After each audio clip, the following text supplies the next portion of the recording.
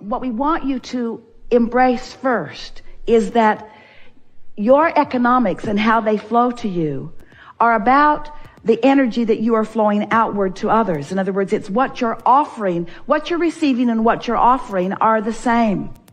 They are vibrationally equivalent. And if you can think in terms of the service that you're offering, now we offer that word carefully because you misunderstand it every time someone uses the word. But in this conversation that we're having, where we've agreed that economics is all about serving one another, in other words, it's what it all is, then as you acknowledge that your contribution, what you are offering to this mix, is of value to others, once you go there, now your understanding of economics is in a whole new place that can serve you in a whole new way. So now we'll ask you, are you there yet? Do you acknowledge that it is your service to others? So now, in what ways do you serve? You were going to make a short list a little while ago, but in what ways do you serve others? You serve others by getting energy flowing. You serve others by tapping into the stream of infinite intelligence. You serve others by tuning in, tapping in to the frequency, this high power frequency. You serve others by understanding the path of least resistance. You serve others by being wobble free. You serve others by tapping in, not just to infinite intelligence, but to infinite prosperity, to infinite abundance of energy, to infinite ideas. If you're serving others, then isn't it the idea that really is at the basis of most service, you see?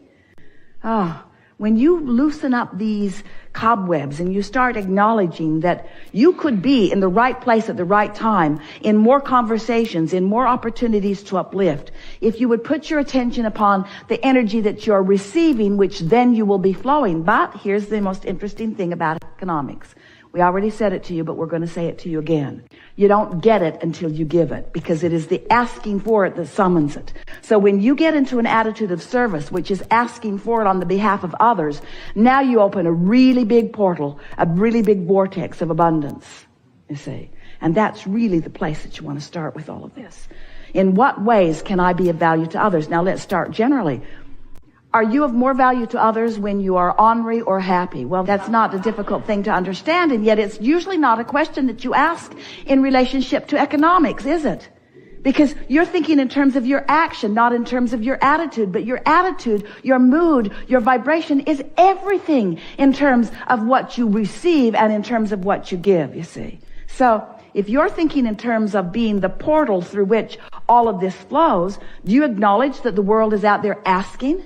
Do you acknowledge that their life experiences are what are causing them to identify what the next economic booms will be?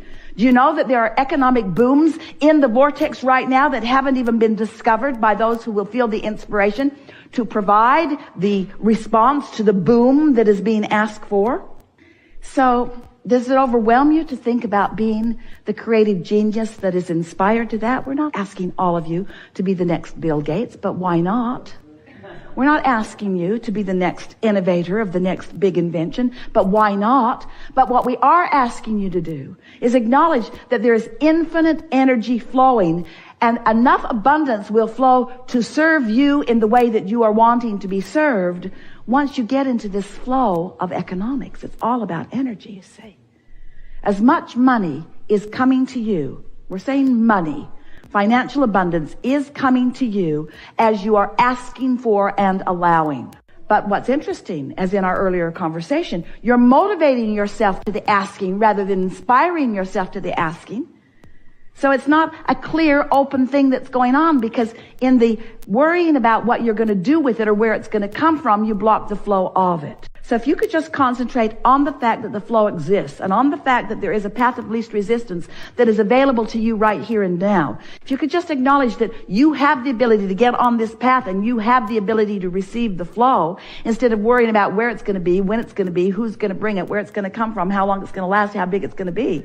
When you ask those questions that make you wobble, then you don't do either one of those two things. You don't hook up to the energy and you don't flow it towards something that is meaningful to you.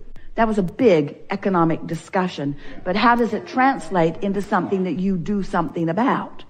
It doesn't translate into how you do something about it. It translates into how you feel about money. You got to feel like there's plenty of it out there and there's a lot of it earmarked for you. You got to feel that way. because it is that way. And then you got to figure out how to figure out. Got to figure out how you got to figure out. You got to feel your way to it. And it's on the path of least resistance. It's not on the path of hardship. It's not on the path of struggle. It's not on the path of determination or effort. It's not on the path of motivation. It's on the path of inspiration. You got to tune into the path, you see, to the path of inspiration. So we have some questions for you. We asked you some earlier. You were quiet about it. We want you to be more bold in your response now. Do you believe in infinite intelligence? Yes. And do you believe in infinite abundance? Yes. And do you believe that you've carved out a path of abundance for yourself?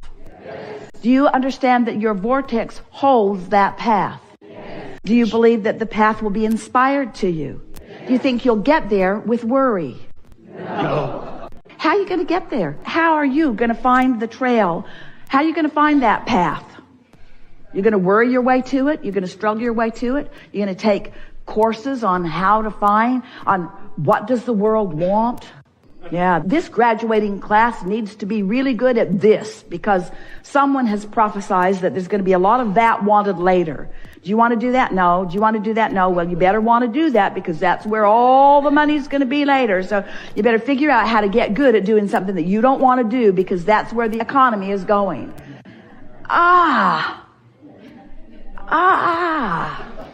What do you want to do? What do you want to do? You've lived long enough. None of you were born yesterday. What do you want to do? What do you like to do? Do you believe that you can serve doing something that's fun to do? Do you believe that you can find satisfaction in what you do? Do you believe that you know what some of those things are? Do you believe that they're queued up and in your vortex already? Do you believe that there's a path already laid out for you that you're just reaching for the inspiration to? Yeah. So how do you find that path? This is the question of all questions. How do you find the path? Think about it.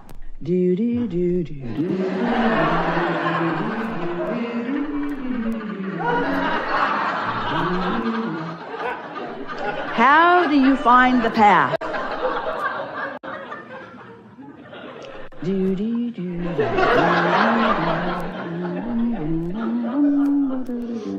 You don't find the path finds you. It's an inspired path. It's not a motivated path. The path will find you. But you got to stay in that general place. You got to be in that place. You've got to highlight within you what matters to you. I like freedom, and I like fun, and I like inspiration. I like great ideas, and I like being of value. And I like sniffing out the trail, and I like following the trail, and I like where the trail leads. The path will find you. You've just got to do the wobble-free work, you see. The path will find you. There was somebody at the Cancun retreat that said that a brother-in-law that he didn't know existed gave him an enormous amount of money. It just appeared in the universe, something that he had not expected at all. Well, it's like that. It's just like that. I'm curious if there's like an advanced level. Yeah, you all have huge inheritances. You do. Huge inheritances. But you got to put yourself in the place of receiving the inheritance. Sometimes the inheritance comes in the form of money deposited right to your account. And you all think, yeah, that's the method I choose. But sometimes it comes in the form of an idea. Sometimes it comes in the form of a collective experience with others. And depending upon who you are and what you want, it will satisfy all of those things. You think that you would like a big pile of money to descend on you. And for a while it would be fun because you would do the things that you haven't been doing that you feel that you need the money in order to do. But it would not be a long-lasting, satisfying experience because it's not the clump of money that you're reaching for. It's the flow of money. It's not the destination that you're reaching for. It's the reason to go on the journey. And so when we said the path will find you, the path has already found you. It's just an eternally unfolding path. It will continue to surprise and delight you, you see. You just got to decide that you want to feel good and that you want to have fun and what matters to you is this. Esther will say it. What matters to me, Esther says every day, what matters to me is clarity. Because that means alignment. And then she'll say, and fun.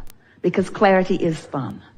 Clarity is fun. That's what matters. Fun and clarity. That's all I need. Just fun and clarity. That's all I need. And friends. Just fun and clarity and friends. That's all I need. Fun and clarity and friends. Friends to have fun with and friends to experience clarity with. That's all I need is just fun and clarity and friends and places to go with my friends. Fun and clarity and friends and places to go with my friends. Fun and clarity and friends and places to go with my friends. And really good food. Fun and clarity and friends and places to go with my friends where there's really good food. That's all I need. And on and on and on and on it goes. Occurred to Esther the other day. She's sitting and writing and journaling and sketching and drawing focus wheels and thrilling herself with clarity and feeling appreciation for that and that and that and that and that. She got such momentum for appreciation going. And then she suddenly began thinking of all the things that had led to all the things that she was feeling appreciation for. And the list just went on and on. She was sort of feeling the background of all of it and realizing that all of that that is now in her background was in the foreground for someone at some time. It was someone's leading edge. Now it's the background for her. Now it's the basis for her where she stands in her leading edge. But everyone has always been looking forward, it occurred to her. They've all been looking forward, and everything that has been before is all pointed toward where I am now. And suddenly she felt herself at the pinnacle, at the point, at the receiving end of this huge funnel of well-being. Everything that had ever happened before, it felt like it all had happened for the benefit of her standing right here, right now. All of it. Everything everyone had ever thought, everything that everyone had ever wanted, every road that had ever been built, every FedEx truck that would ever gotten on the road to bring her something that she just ordered from Amazon yesterday. In other words, everything in all of the universe felt as if it existed for this moment in time, for this leading edge beingness, for this culmination of who she is right here, right now. And you know what? She's right. But as she figured that out, now she's standing in a place of worthiness like she has never stood in before. All of this for me, all of these thoughts for me, all of this benefit for me, all of this transportation, all of this economics, all of this industry, all of this technology, all of this for me, all of this for the benefit of what I see here and here and here and here and here. When you stand in that place of appreciation of what is available to you because of all that has come before, but you focus forward, which is the only place that you can focus, you will discover that it is the new idea that is the richness of this promise of creation that you've come for.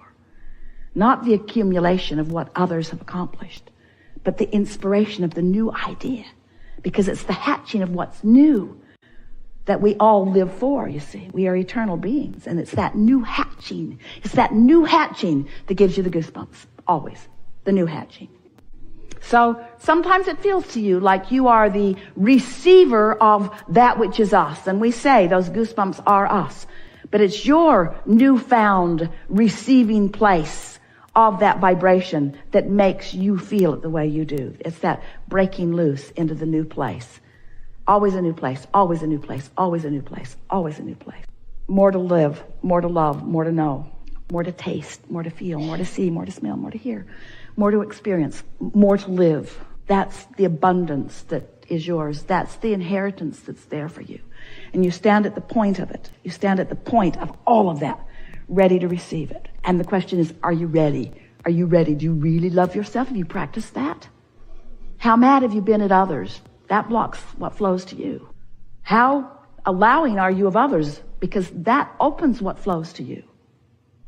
How much do you love life? Because that's what opens to you.